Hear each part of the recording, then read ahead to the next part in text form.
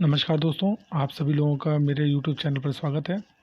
जैसा कि मैंने अभी कुछ दिन पहले एक वीडियो बनाया था जिसमें मैंने बताया था कि ड्रैगन किस तरह से हमारे देश की कंपनियों के ऊपर हावी हो रहा है और आगे चल के हमारे देश के साथ भी ये कोई ना कोई षड्यंत्र और हमारा पैसा लेके हमारे ऊपर ही करेगा।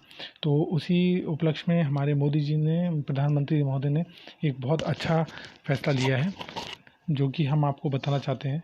कोरोना वायरस के डर से ध्वस्त शेयर बाज़ारों ने प्रमुख भारतीय कंपनियों में विदेशी कंपनियों की हिस्सेदारी बढ़ने का खतरा पैदा कर दिया था।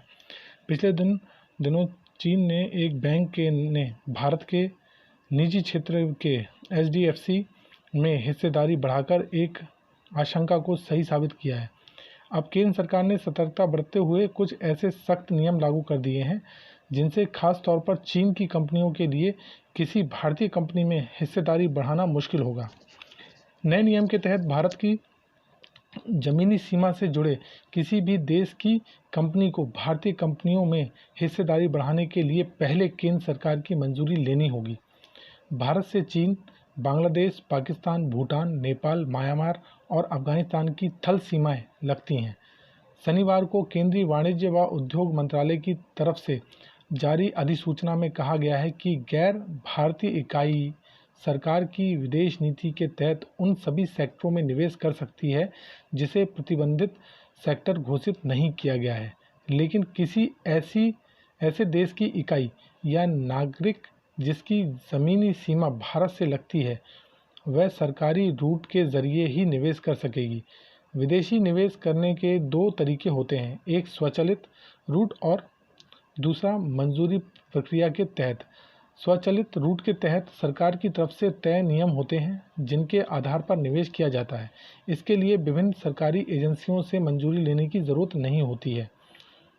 इसी का फ़ायदा उठाकर पीपल बैंक ऑफ चाइना ने HDFC में अपनी हिस्सेदारी 0.8% से बढ़ाकर 1% कर ली है। सरकार के नए नियम के तहत चीन की किसी भी कंपनी या ऐसी किसी जिसमें किसी चीनी नागरिक की इक्विटी हो, भारतीय कंपनियों में उसके निवेश प्रस्ताव की पहले समीक्षा होगी, उसके बाद ही मंजूरी दी जाएगी। भारत सरकार ने स्पष्ट किया है कि शेयर बाजार में आई अस्थिरता का फ़ायदा उठाकर परोक्ष या अप्रत्यक्ष तौर पर भारतीय कंपनियों का अधिग्रहण करने की चीन की कंपनियों की चाल सफल नहीं होने दी जाएगी। वैसे सरकार का यह नियम HDFC में किए गए चीन के बैंक के निवेश के फैसले में कोई बदलाव नहीं करेगा। इसकी दो वजह हैं, एक तो इस बैंक की हिस्सेदारी अभी महज 1% के करीब ही है और दूसरा यह शेयर बाजार के जरिए किया गया है।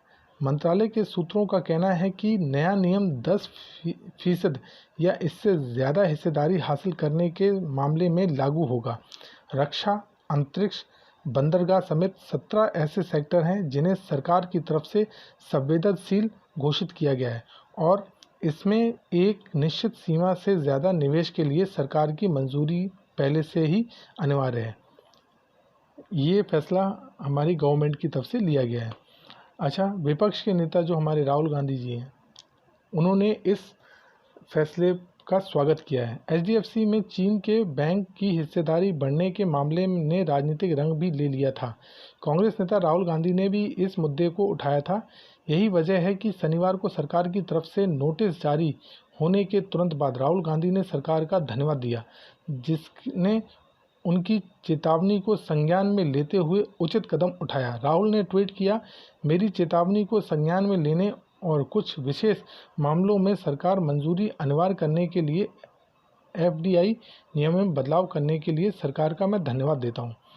तो इस तरह से हमारे मोदी जी ने हमारे देश की जो कंपनियां हैं वो किसी भी हालत में चीन के चंगुल में ना जाएं, उसके लिए ये एक अहम फैसला लिया है। क्योंकि पिछले कुछ दिनों में हमारा शेयर मार्केट जिस तरह से ध्वस्त हो रहा है और वर्ल्ड का जो शेयर मार्केट ध्वस्त हो रहा है, उसमें चीनी कंपनियां और चीन के जो बड़े बड़े बैंक हैं, एक्चुअली वर्ल्ड में 5 बैंक हैं, उसमें से 5 बैंकों में से 4 बैंक सबसे बड़े जिनके पास पूंजी है वो सिर्फ चाइना की है।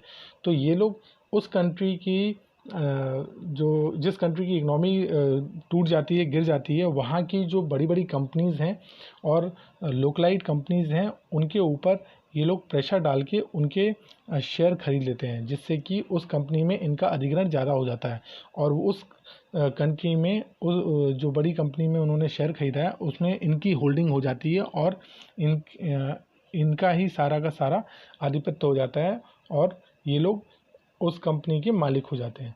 तो इसी चीज़ को रोकने के लिए हमारी गवर्नमेंट ने ये फैसला लिया है।